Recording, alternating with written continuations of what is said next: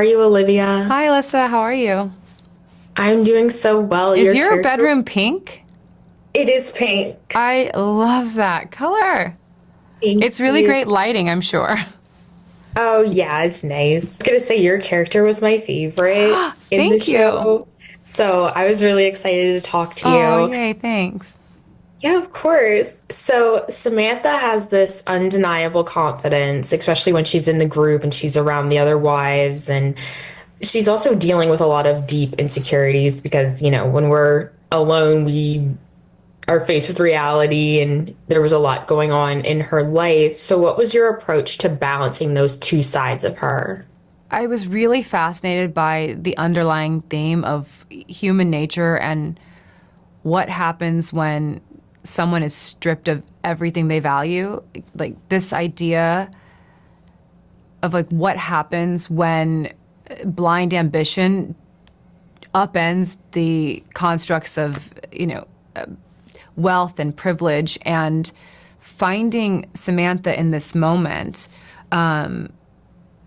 It was interesting because she's trying to keep up this facade, and she has this secret affair going on, this secret relationship, and then battling her ex-husband at the same time. And how I approached it was, she's blue collar, right? Everybody else in this world was born into wealth, and they had everything laid out for them to get to this social stratosphere and wealth and unimaginable power. And Samantha married into this. And although I think on paper it would look like they had the power in the situation, the other people, there is this superpower that she learned as a child, which is to be scrappy and to be a fighter and to get her hands dirty and to do whatever she needs to do to maintain everything that she has worked so hard to get. Moment that really stood out to me was when Sam is in the beauty shop and she just gets so upset at the worker. Yeah. Talk to me a little bit about that because I wanted to know how you prepared for that moment because that's her like biggest moment. That's her moment where she's actually like, you know what, I'm having a really hard time and I need to take it out on someone. The actress I played opposite Natalie Buck is a very talented actress, and we talked about that scene a lot that day before going in to shoot it. And our creator Tropper had already created such a fun scene for us to do, and we were just trying to figure out the tone that we wanted to bring out. And I think we've all been in that place where someone is just offering their opinion and offering their advice, and pointing out things about you, thinking that they're just being helpful, or maybe they're being snide, maybe they're being passive aggressive, and interacting with people who don't respect your personal space or pick up on social cues. And it was really fun to play because it was just this, you never know what's going on in someone's world. And there's, this woman who is trying to do her job, but ignoring all social cues. And it was like, I felt like it was like a tiger in a cage, just getting poked before finally it was like, okay, like you want to know, you want to have this interaction. Well, let's have this interaction. And you're going to regret this by the end of this conversation, but let's go. And it was so fun to play that. We played it a lot of different ways, and I really love the options they use at the end. I mean, for me, like unsolicited advice never goes over well, but I think Yeah. that's the best way to Yeah. personify that. But yeah, thank you so much, Olivia. Oh, I thank really you. loved talking to you, and I hope we can speak again really soon. Oh, that means so much. I love talking with you too. Oh, hi, Amanda. How are you? Hi, Alyssa. I'm okay. How are you? I'm doing so well. I really enjoyed your performance a lot, Oh, and this thank was such a you. cool show. Oh, thank you so much. Of course. So we see Melanie juggling a lot in this series, like her kids, her job, her relationship, and also a moth infestation, which that stayed with me for a while. How did you approach playing someone who is constantly teetering on the edge of control. There's so much happening to her. It's not that hard. I mean, I did feel like I related to her a lot, and but I did really appreciate that she isn't just a middle-aged divorcee who is really sad and sits on her couch drinking white wine and looking for a date. You know, I like that he kind of upended that trope a little bit, and that she's kind of acting out and having great sex with her boyfriend, and like torn between two men and who are both really gorgeous. And so I thought that was really fun. Yeah, I thought it was so interesting how she's a therapist because that comes up a tiny bit into the show, but I was like, oh, wait, she's going through all this because, like, I always hear, like, sometimes the therapist needs a therapist. Yes. About that a little bit. They're the crazy ones. Yeah, because she starts to, like, act out as she sees, like, her patients acting out. What was that like? Because it's, like, kind of the opposite. Yeah, I really loved Jonathan Tropper's writing. I thought that he gave her such interesting ways of acting out, like you said. And my mom's a therapist, so it was kind of fun to do an actual therapy scene with someone on camera. But I do generally agree with you that a lot of shrinks are crazy themselves. Yeah, because she, like, when she was keying that person's car, I was like, whoa, is that going to come up again? Because you can't just do that, of course.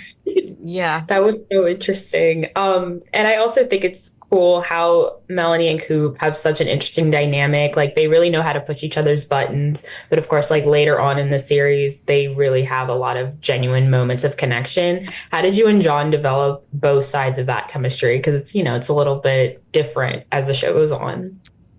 Yeah, I think Jonathan Tropper, when we were first talking about the character of Mel, he said the most important thing is that you have this connection with Coop, and it's a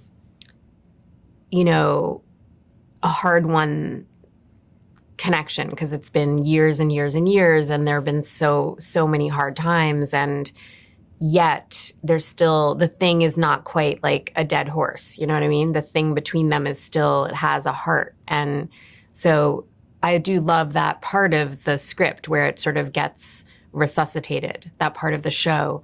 Also, it's just really fun to play being really attracted to someone, but being really, really, really mad that you're attracted to them. That's like one of the greatest things to play. It's horrible in real life, but it's really fun as an actor. No, it definitely felt real to me because I was like, oh, they definitely are divorced, and like they kind of work through it throughout the show. So I think it's a really cool dynamic, and I had so much fun talking to you. I hope we get to talk again soon. Me too. Thank you so much. No, it's so nice to meet you, Mark. Hey, what's up, Alyssa? It's nice to meet you as well. Thank you. I really enjoyed your performance as Nick in this show, and I had a lot of questions for you about his character because he's got a lot going on. So we'll just get right into it. Yeah. So Nick is an ex-basketball player, gym owner, and he's also someone who is trying to blend into a family that still sees him as an outsider. So what did you want to bring to this character beyond just him being like Coop's replacement in a way? Oh, that's a great question. Yes, my hope was for that not to be the case at all for viewers watching the show. I again, wanted to keep him grounded, wanted him to exist as a real person, not just this former NBA All-Star, larger than life figure. I wanted there to be this grit and have some undertones that make him a relatable character for people. And there was a lot of my past experiences, myself as a former athlete, that I brought into Nick as a character that I hope audiences can see. And, the fact that there is this sense of never give up in him, this ambition that not only got him to where he was as a professional athlete and a former NBA All-Star, but I think it's part of why he's one, successful in, unfortunately, like Mr. Steal Your Girl, like stealing his best friend's wife. But there must have been something about him when, you know, she's already in that world of affluence. So it's not his money that charmed her. So there must be something about him that attracted her to him and vice versa.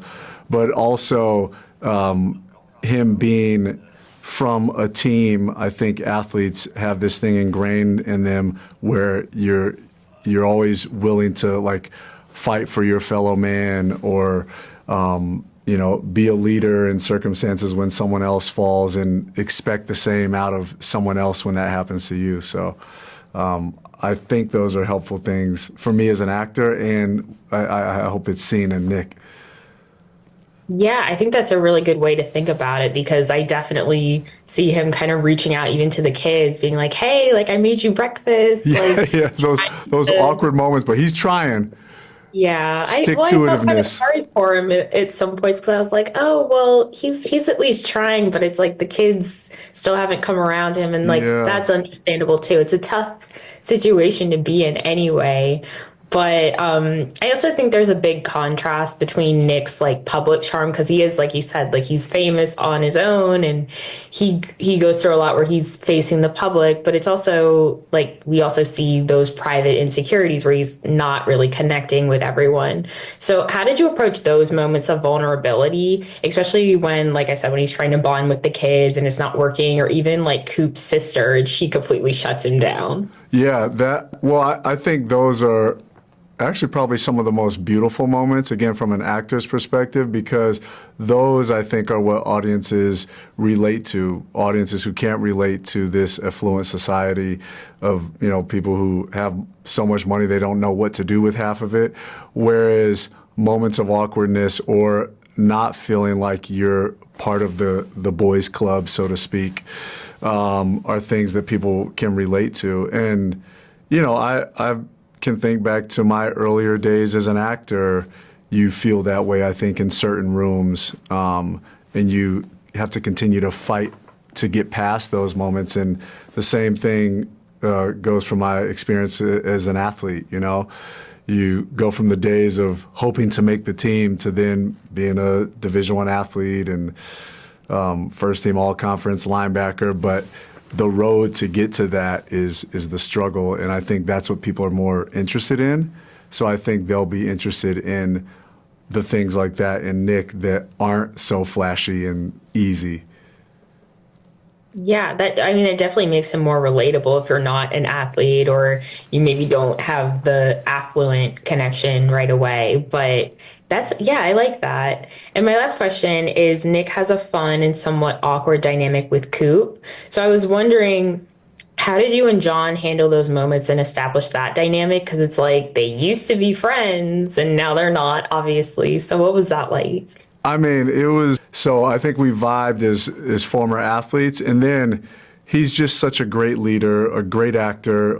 He's always super prepared, very giving. He's vulnerable. He's not here to big time you, even in this case where he's, you know, not just my counterpart as fellow actors, but he's our executive producer as well. So he could be problematic in ways, and that hasn't been the case. So I think his approach as a leader made it that much easier for us as actors to, you know, have those things that could be really awkward or difficult to step into, easy and almost fun to step into. You know, when we do those scenes between takes, we're laughing about it because, you know, I think we feel the same way we expect audience members to feel when, you know, he's talking shit about, oh, here's Nick, he's at your house to Mel, and I come out and I'm like, hey, what's up, man? As though nothing happened when we all know there's no way they have the same relationship they did before him sleeping with his wife. Yeah. Oh, I'm so glad to hear that it was amazing working with him. And Yeah, it was I have nothing fun. bad to say, truly. Yeah. Oh, I love that. And thank you so much, Mark, for your time. And I hope we can talk again soon. Yeah, likewise. Alyssa, Yes. thank you, Alyssa. It was a pleasure. So nice to meet all of you. You too. So nice to meet you as well. Yes, and congratulations on this first season. I really enjoyed it a lot. I watched every episode and I loved it a lot. Thank you. Awesome. First. So family is at the heart of this show, and each of your characters has a very different dynamic with Coop. So I was wondering, how did you develop those dynamics with John? I think it was something that was kind of very natural, given him being, he doesn't have kids, but he's a very like father. He's such a dad to me. Yeah. Like he's a very like fatherly. I don't know. It just felt like a safe space with him, like being able to act alongside him and watch him and learn from him. And I feel like it was just a dynamic that was really easy to capture. Yeah. Yeah. I mean, yeah, from the moment I was on set, he kind of just put his arm around me and it felt like I was his kid, you know? Yeah. So it was easy to get into it. Yeah. And I was really good at annoying him. So we had that little sister thing going on. But he feels like a protector. Like he has like a He very looks out for you. Yeah, he's got this protective energy, which is exactly what was necessary for our relationship. And I always felt like really comfortable just kind of going head to head with him as far as, improvising and being a kind of the poking the bear as the little sister, right? So it was great because there was a lot of that kind of chemistry, which is different than if you were to have kind of a love interest chemistry. There's different when you have to be like family because it's got to be baked in. It's got to feel like we grew up together. Yeah. Yeah, no, they definitely just like fit right in as family. So that's cool. That's nice. And I noticed how Isabel, your character, she's so focused on the future, while Donovan, your character, is just trying to figure himself out. And for Allie, it's, she's very free spirited and just kind of going with the flow of everything. What were your favorite aspects of playing those very different journeys and just kind of, I don't know, like all of your lives are so different, but like even just being kids in all of this is really interesting. No, it was really interesting because, like, amongst all the chaos, we're kind of in the middle of it because our parents are going out and doing all of those things, and of course we're being affected by their actions. But we're also kind of not really, Yeah. I mean, for me, I think my favorite part of playing Hunter is that, he's also interested in music, and I love music. I play piano, and I also compose. So I was pretty much just, playing myself. I'm also like a 16-year-old teenager, so I was really just kind of playing my own life and going through experiences, I guess. navigating the life of a teenager Yeah. Yeah, exactly. with this family.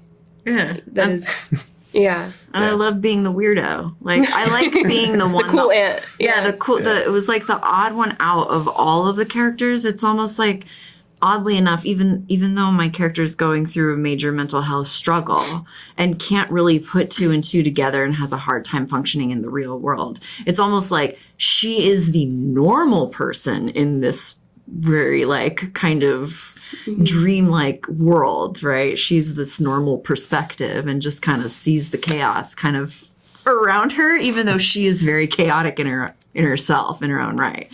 But I think that was really cool to play opposite of all of this this status and money and wealth and that and then to play this person who's very, very opposite of that.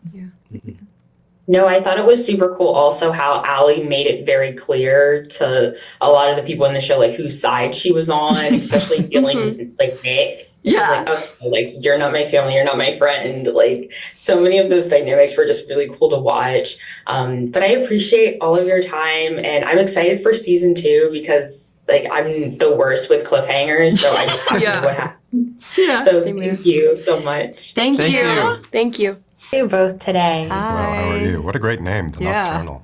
I like that. Yeah. Oh yeah. I'm always awake, so watching this show. Really enjoyed watching your performances, so I really appreciate you taking the time to talk to me today. Of course. Thank you. Of course. So Barney and Grace's dynamic is so layered. There's love, there's also financial and family pressures. How did you two build that relationship on screen? I think that building the relationship of the Choys is actually, it's as with most things, it's first rooted in the writing. I thought that was very easy to access in the give and take of how they interact, particularly around specific issues. What are they going to do with the kids? What are they going to do with the renovation? Who's withholding secrets? What are you not telling me? I think that that's the digging of information and from each other is part of how we come to understand their normal day-to-day interactions. And because they're not a couple that have been put under the sort of duress as some of the other couples, we don't see their marriage flying apart. We don't see them post-divorce, all of these things. We're able to intuit that this is their normal state, their sort of state of regularity. I think they did a really good job in portraying a marriage that is fundamentally on sound footing, but is constantly being barraged with these pressures and external forces, some of which are known to Barney and Grace, some of which are only known to Barney. But that's quite enjoyable, is to try to put the facade on the crumbling mess of all of the potential vulnerabilities that are coming. Yeah, absolutely. And there's a lot going on with Barney, and especially since he has such a deep loyalty to Coop, but he also has his own self-preservation. How did you see his moral compass? Because I feel like there's things that he's seeing where he's like, oh, I probably wouldn't do that. How did you approach that? I mean, it felt pretty clear to me that Barney, at his core, is a pretty sincere person. I think that he is legitimately trying to do what he thinks is smart, but he's not necessarily able to do that all the time because of, what his heart is telling him. I think that the marriage with Grace is a big indicator as well that, like so many of us that are involved in deep relationships, there are questions and there are moments where you are, stressed out about it or frustrated about things, but you hold to that person because of the underlying core strength. And I think that Barney can't really escape that quality to himself. The pragmatic Barney, the actual smart Barney, would have cut ties with Coop immediately and sought another client. But you can look at all of his protestation, all of his trying to help Coop to get back on his feet. These are things that belie his actual loyalties and his actual feelings. Yeah. And Eunice, I thought it was so interesting how Grace is part of this social group. She's friends with all the wives. And I love how close she is with Mel, too. Talk about that dynamic, because I feel like with Barney being on Coop's side, it's kind of like maybe a little bit of a strain anyway. Yeah, definitely complex, because when Mel and Coop were a couple, they were this, double date power quadruple. So that is, you know what I mean? You're on your own. They're a power foursome. And, they spent a lot of time together. Their kids grew up together. So to see that marriage fall apart, she's going to stick with her best friend. But at the same time, she also knows that her husband is extremely close with the one that, in her eyes, caused the problems. So there's a lot of conflicted feelings, but also we all have to live in this very small bubble and still make peace with what happened, and always trying to, keep the appearance of everything being all right. Yeah, and Grace is going to go through a whole lot in the second series, Yeah, so she I'm is. so excited to see that. And thank you both so much for your time. I really enjoyed talking to you. Thank you. Thank you so much. Take care. Jonathan, how are you? Hi, Alyssa. Nice to meet you.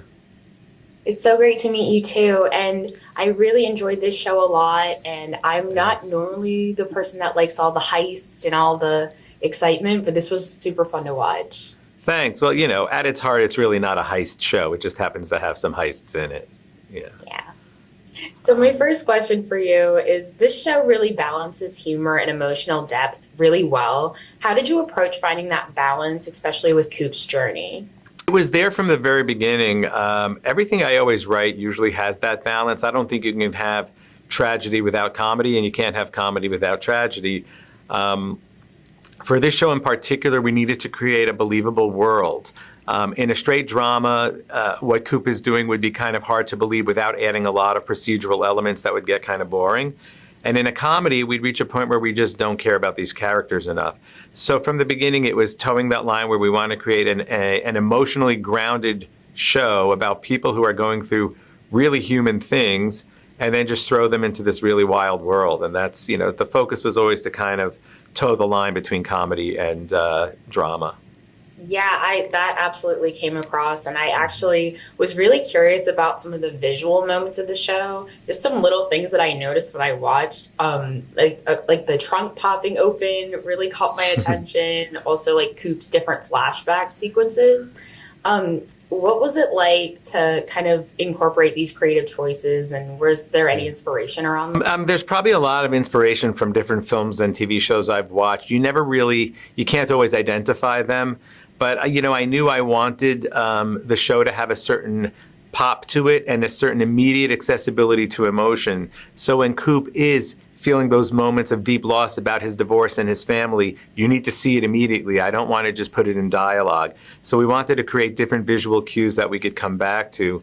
And working with Craig Gillespie, who directed our first 2 episodes, the reason we brought in a ringer like him was to really help us find the visual language of the show, which I think he's done really well. Definitely those little annoying things that bother him remind him of his problems, and that's a cool element to include. I haven't seen much of that before. And I was also really curious, like, what was the collaboration process between you and the cast and shaping their characters beyond what's just on the pages? I approached John before I ever wrote the pilot. So he's been in it from the very beginning, and so he's been reading every draft, and he and I kind of brought this to Apple together. With everybody else, they get the scripts, as soon as I have them ready. And then we discuss the arcs and we discuss scenes, and because I have such gifted, in a way, improvisers in Amanda Peet and Olivia Munn and Ham, there is a lot of talk, even in rehearsal on the day, about, what might work here, what might work there. And so I'd say, we get about 90 to 95% of what's on the page, and then we get a bunch of stuff that either comes from the actors before the day or comes from the actors in the moment. Wonderful, and I'm really hoping for another season because I have to see more of this. Well, we are greenlit for season 2. Oh, yay! I didn't know that. Okay, that's so great to hear. Yeah. Thank you so much for your time, Jonathan. All right, thank you.